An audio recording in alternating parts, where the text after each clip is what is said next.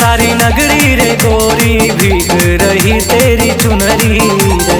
हम भी खेलेंगे संग तुम्हारी रे, हम भी खेलेंगे संग तुम्हारी रे, भीग रही तेरी चुनरी। होली खेले सारी नगरी रे गोरी, भीग रही तेरी चुनरी रे। होली खेले सारी नगरी रे गोरी, भीग रही तेरी चुनरी।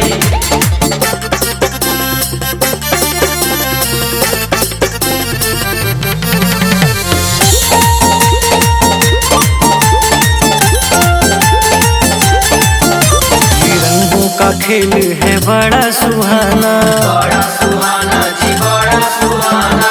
हर कोई रहता है इसका दीवाना, इसका दीवाना जी इसका दीवाना। रंगों का खेल है बड़ा सुहाना, हर कोई रहता है इसका दीवाना। आंचल बनी तेरी छतरी रे, आंचल बनी तेरी छतरी रे, भीग रही तेरी चुनरी। होली खेले सारी नगरी रे गोरी, भीग रही तेरी चुनरी। होली खेले सारी नगरी रे गोरी, भीग रही तेरी चुनरी।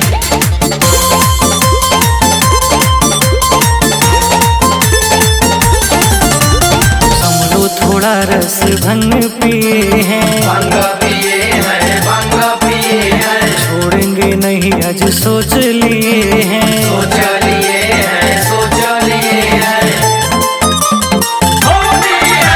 समझो थोड़ा रस भंग पिए हैं, छोड़ेंगे नहीं आज सोच लिए। हमें इश्क है तुमसे गहरी रे, इश्क है तुमसे गहरी रे, भीग रही तेरी चुनरी। होली खेले सारी नगरी रे गोरी, भीग रही तेरी चुनरी।